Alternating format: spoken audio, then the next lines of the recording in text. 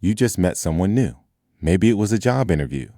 Maybe it was a first date or a new coworker in the break room. And before either of you said more than a sentence, something already happened. Your brain made a decision about them. But the real answer is far stranger than first impressions matter. Your brain didn't take its time. It didn't wait for evidence. It made its call in under a tenth of a second. That's not an exaggeration. That's a measurement. Psychologist Alexander Todorov at Princeton University ran a series of experiments where people were shown unfamiliar faces for just 100 milliseconds, barely long enough to blink. And still, participants confidently rated those strangers on trustworthiness, competence, and likability. Giving them more time to look didn't change their minds much. It just made them more sure of a judgment they'd already made. Your brain isn't gathering data when it meets someone new. It's confirming a verdict it already reached. Why would evolution build a brain that jumps to conclusions instead of carefully weighing the evidence? Slow down. Because for most of human history, slow was dangerous. Picture your ancestors on an open plain 60,000 years ago. A stranger appears at the edge of camp. There is no time for a background check. There is no time for a slow, reasoned analysis of body language and vocal tone. There is only time for one question, answered in an instant: friend or threat?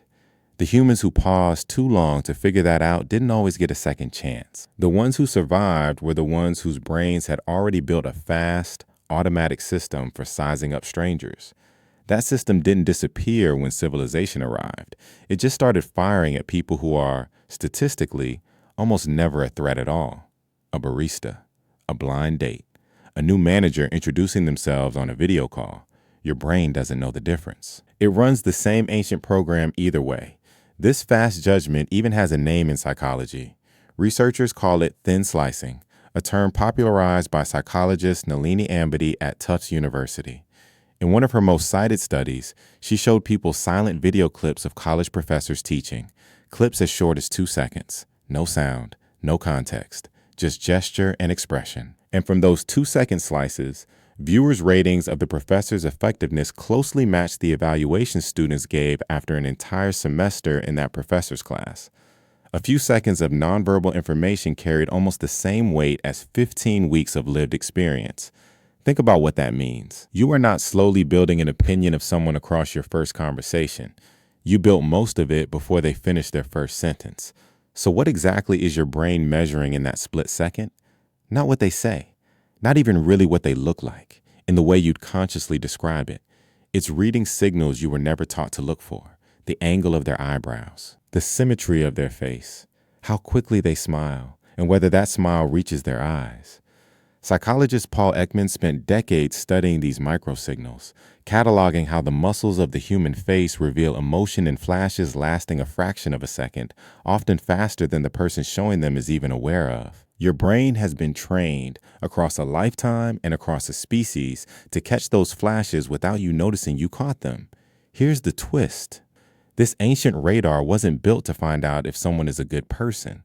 It was built to find out if someone is a safe person, and those are not the same thing at all. A stranger with symmetrical features and a relaxed posture doesn't necessarily have better character than a stranger who is asymmetrical or fidgeting. But your brain, running its 60,000-year-old software, reads calm and symmetry as safety, and reads unfamiliarity or nervous energy as risk.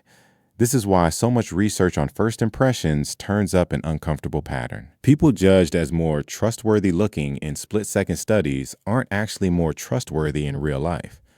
Todorov's own follow-up work found almost no correlation between how trustworthy a face appears and how a person actually behaves. Your brain is confident. It is not accurate. That should unsettle you a little. It unsettles most people the first time they hear it. You have spent your entire life trusting a snap judgment that has no real connection to the truth it claims to detect. And it goes even deeper than faces. Anthropologist Robin Dunbar, known for his research into the size of human social groups, has pointed out that humans evolved in small bands, rarely more than a few dozen people, where everyone eventually became known. Strangers were rare events, not daily occurrences. Your brain simply wasn't built for a world where you'd meet dozens of new faces a week, on the street, at work, in your phone. It still treats every one of them like a potential member of a group of 30, someone whose loyalty or danger needs to be sorted out immediately, because in the world your brain was designed for, that sorting could save your life. Now think about your last video interview, your last swipe through a dating app, your last new coworker's introduction email with a small photo attached. Your brain ran its full ancient threat detection system on all of it, using cues that evolved for firelight and open plains, not fluorescent lighting and a 5-inch screen.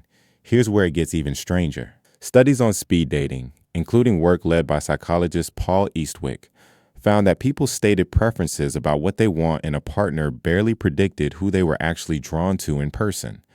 Ask someone to describe their ideal match on paper, then watch who they actually connect with across the room, and the two lists often don't match. That gap exists because the conscious, reasoning part of your brain isn't the part doing the choosing in those first few seconds. The ancient part is, and it doesn't consult you before it decides. So the next time you meet someone new and feel an instant, wordless sense of them, that feeling isn't intuition in the mystical sense people like to imagine. It's a fossil. A leftover survival mechanism, still running, still fast, still confident, still frequently wrong. Knowing this doesn't shut the system off.